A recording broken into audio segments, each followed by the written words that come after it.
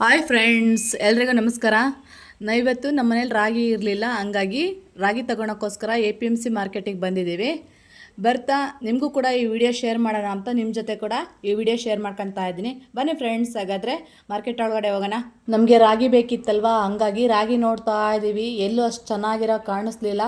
So ಹಂಗಾಗಿ ಸುತ್ತ market ಒಂದು ರೌಂಡ್ ಆಗ್ತಾ ಇದ್ದೀವಿ, ಎಲ್ಲಿ ಚೆನ್ನಾಗಿರುತ್ತೆ ರಾಗಿ ಅಂತ ಹೇಳಿ ನೋಡ್ಕೊಂಡು ಬರ್ತಾ ಇದ್ದೀವಿ.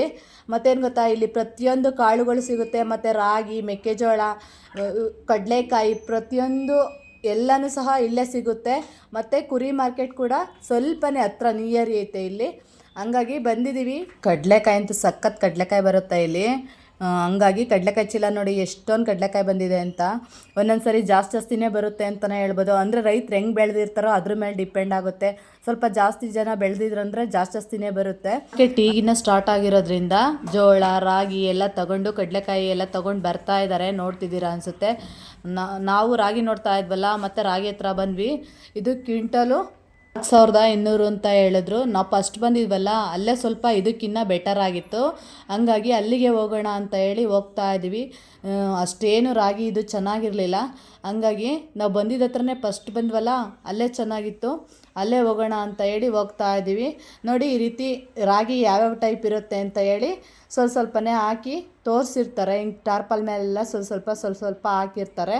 ಏಕೆಂದರೆ ಅಗ್ಲಗ್ಲ ಚೀಲ ಬಿಚ್ಚಿ ನೋಡೋಕ್ಕಾಗಲ್ವಲ್ಲ, ಅದ್ರ ಕಾರಣದಿಂದ ಸ್ವಲ್ಪ ಸುರಿದು ಬಿಟ್ಟರೆ ಯಾವ ಐಟಮ್ ಬೇಕೋ ಅವ್ರಿಗೆ ಬಂದವ್ರಿಗೆ ಅದನ್ನು ತೊಗೊತಾರೆ. ಯಾರೇ ಬರಲಿ ಇದು ಕಸ್ಟಮರ್ಸು ತೊಗೊತಾರೆ ಅವರು ಅನ್ನೋ ಒಂದು ಕಾರಣಕ್ಕೆ ನೀಟಾಗಿ ಹಂಗೆ ಇಟ್ಟಿರ್ತಾರೆ. ಎಲ್ಲ ಬಂದ್ಬಿಟ್ಟು ಸಾಂಬಾರು ಕಾಳು, ಅಂದರೆ ಕಡಲೆಕಾಳು, ಬಟಾಣಿ ಕಾಳು, ಹುಳ್ಳಿಕಾಳು, ತೊಗರಿಕಾಳು ಮತ್ತು ಅಳಸಂಡೆ ಕಾಳು, ಈ ಥರ ಕಾಳುಗಳೆಲ್ಲ ಇರುತ್ತಲ್ಲ. ಕಾಬೂಲ್ ಕಡಲೆಕಾಳು ಸಹ ಸಿಗುತ್ತೆ ಇಲ್ಲಿ, ಹಂಗಾಗಿ ಈ ಥರ ಕಾಳುಗಳೆಲ್ಲ ನೀಟಾಗಿ ಜೋಡಿಸ್ಕೊಂಡಿದ್ದಾರೆ.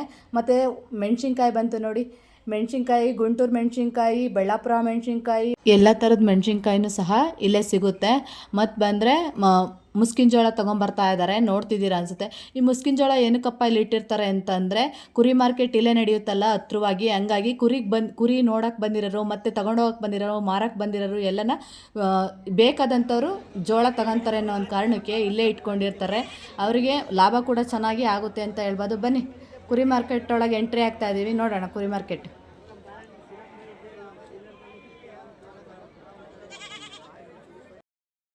ವ್ಯಾಪಾರ ತುಂಬ ಚೆನ್ನಾಗಿ ಆಗ್ತಾ ಇದೆ, ನೋಡ್ತಿದ್ದೀರಾ ಅನಿಸುತ್ತೆ. ಇದು ಕುರಿ ಬಲೆ. ಕುರಿ ರಪ್ಪುಗಳಿಗೆ ಫೆನ್ಸಿಂಗ್ ಟೈಪ್ ಆಗ್ತು ಅಂತಾರಲ್ಲ, ಮೊದಲೆಲ್ಲ ಬಿದಿರು ಕಡ್ಡಿನಲ್ಲಿ ಮಾಡ್ತಿದ್ರಲ್ವ, ಈಗ ಅದ್ರ ಕಷ್ಟನೇ ಇಲ್ಲ ರೈತರಿಗೆ, ಹಂಗಾಗಿ ಅದನ್ನು ಕೂಡ ತಗೊಂಬಂದಿದ್ದಾರೆ.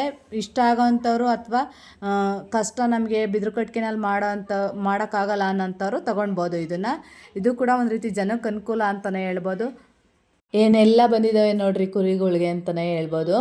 ಇದು ಬಂದು ಹಗ್ಗ, ಕೊಳದಂಡೆ, ಮುಖವಾಡ ಎಲ್ಲನೂ ಬಂದಿದ್ದಾವೆ, ನೋಡ್ತಿದ್ದೀರಾ ಅನಿಸುತ್ತೆ. ಎಷ್ಟು ಚೆನ್ನಾಗಿ ಕಲರ್ಫುಲ್ ಆಗವೆ ಅಂತಲೇ ಹೇಳ್ಬೋದು. ಇವು ಯಾಕೆಂದರೆ ಯಾರಾದರೂ ಇಷ್ಟ ಅಲ್ವಾ, ಕುರಿಮರಿಗಳಿಗೆ, ಮೇಕೆಗಳಿಗೆ ಎಲ್ಲ ತುಂಬ ಇಷ್ಟಪಡ್ತಿರ್ತಾರಲ್ಲ, ಅಂಥವ್ರು ತೊಗೊಂಡ್ಬಿಟ್ಟು ಕುರಿಮರಿ, ಮೇಕೆ ಮರಿಗಳಿಗೆ ಹಾಕ್ತಿರ್ತಾರೆ. ಮತ್ತು ಹೋಟ್ಲು ನೋಡ್ರಿ, ಹೋಟ್ಲು ಕೂಡ ಸಹ ಇಲ್ಲೇ ರೆಡಿ ಆಗ್ತಾ ಇದೆ. ಬೇರೆ ಕಡೆ ಎಲ್ಲನೂ ಹೋಗ್ಬಿಟ್ರೆ ಮತ್ತೆ ಕಸ್ಟಮರ್ಸ್ ಮಿಸ್ ಆಗ್ತಾರೆ ಅನ್ನೋ ಒಂದು ಕಾರಣಕ್ಕೆ ಹೋಟ್ಲು ಸಹ ಇಲ್ಲೇ ತಂದಿಟ್ಟಿದ್ದಾರೆ. ಎಷ್ಟು ಬುದ್ಧಿವಂತರಿದ್ದಾರೆ ನಮ್ಮ ಜನ ಅಂದರೆ ಹೇಳಲಿಕ್ಕೆ ಅಸಾಧ್ಯ ಅಂತಲೇ ಹೇಳ್ಬೋದು.